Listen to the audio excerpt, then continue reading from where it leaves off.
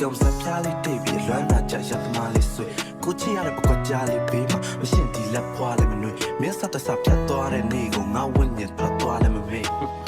မင်းမရှိဘွားရှောင်းလန်းကျန်းတာမို့တီးနှုတ်ထပ်ကြောင်ကရန်လွမ်းတာမျိုးမင်းငွေတဲ့ရဖို့ဆိုမနှလုံးသားတစ်ခုလုံးလောင်ချမ်းစမ်းပွားလို့ပြောတဲ့ကောင်မင်းမာယာကြောက်ခွန်းနဲ့နောက်တစ်ခေါက်ပြန်ပြီးထောင်ဖန်းစမ်းမှာမျိုးမင်းတို့သိလာတဲ့လိပ်ပြလေးဘယ်တော့မှမနာမဲ့ခေါင်ရမ်းပန်းဟာကိုခဏငါတောင်းတဲ့သူတို့တဘွားလုံးစားတေးကြမိနေတဲ့ကိုအလွန်မီးခွက်ထွက်ရှာတဲ့သူအလွမ်းစိတ်ကိုပြန်မဖြစ်တာမိနေတဲ့ကိုမင်းစိတ်နဲ့ပဲတေးမှတေးနေတဲ့ကိုနာရီကိုပြန်ကျင်ညာမိနေကြတယ်လို့တယောက်တည်းကြည့်တဲ့ရုပ်ရှင်မှာခွန်ခွာပြီးတန်းနေကြစီတဲ့အမြဲပို့လမ်းခွဲစကောက်ပုံ